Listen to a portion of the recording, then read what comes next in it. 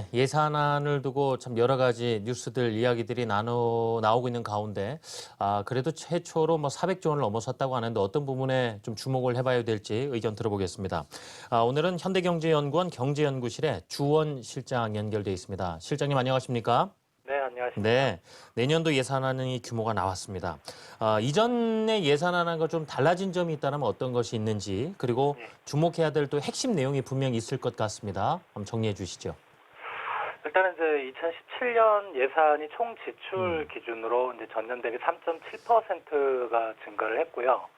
2016년 예산 증가율이 우리가 2.9에서 3% 정도라고 생각을 한다면은 예산 증가율은 좀 많이 높아졌다. 그래서 어떤 정부가 최근에 경기가 나쁜 상황에 대해서 많이 노력하고 있다 이렇게 생각이 되는데, 다만 이제 그 지출이 400조 원을 넘기면 3.7%를 증가시켰는데 정부의 어떤 지출을 위한 총 수입 이 증가율은 6%입니다. 그러니까 지출 증가율 3.7%보다 더 크게 높아졌고, 그래서 정부는 확장적 재정 정책이라고 밝히고 있는데, 사실은 이제 확장적 재정 정책의 근본적인 의미는 이제 재정 수지 적자를 통해서 보다 더 어떤 경기에 긍정적인 영향을 미쳐야 되는데, 이번 예산안은 재정 수지 적자는 아니고요. 흑자 규모를, 그리고 또 재정 수지 적자는 기존에 계획됐던 것보다 더 개선시키는, 그러니까 정부가 말하는 경기 어떤 진작보다는 어떤 재정 수지의 건전성에 초점을 맞춘 것 같다 생각이 듭니다. 네. 재정 건전성에 좀 초점을 맞춰서 지금 뭐 예산안 분야별로 어느 정도 증가 또 감소했는지도 좀 표를 통해서 나오는데요. 예. 예산안에 따라서 역시 뭐 각 산업별로도 영향이 분명 있을 듯 보입니다. 가장 크게 영향받을 산업군들 어떻게 보십니까?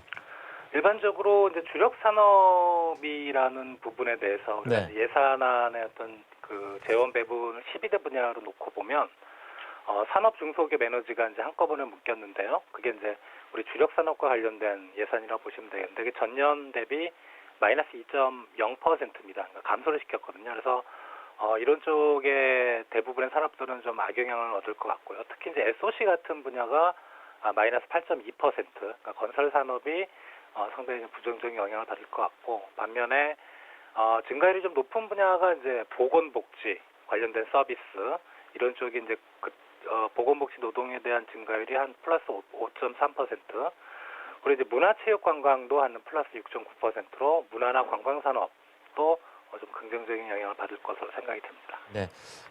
그런데 내년 예산안 두고요. 뭐 증가는 했다 하더라도 뭐 추경도 불가피할 것이다. 뭐 이런 이야기도 나오는데요. 경제 상황이 좀 녹록치 않은 시점에서 세수 확보가 좀 가능할까? 이런 이야기도 있습니다.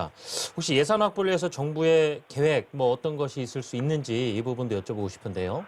일단은 정부가 총예산 증가율을 높인 근거로 들은 것이 이제 내수 회복입니다. 내수 회복을 내년에 전망을 했고요. 그리고 경제 성장률을 한 3% 정도로 상당히 좀 민간의 시각보다는 낙관적으로 되게 보고 있어서 사실 이 부분이 문제가 될 수 있습니다. 생각보다 경기 회복이 좀 더디게 진행될 경우에 총수입 증가율 6%가 달성이 불가능한데, 만약에 이제 그럴 때를 가정한다면은 실제로 정부가 할 수 있는 정책은 많지 않고, 가능한 범위가 이제 조세제도의 손질, 세율을 뭐 구간별로 높인다든가 뭐 이 정도 예상이 되고 있습니다.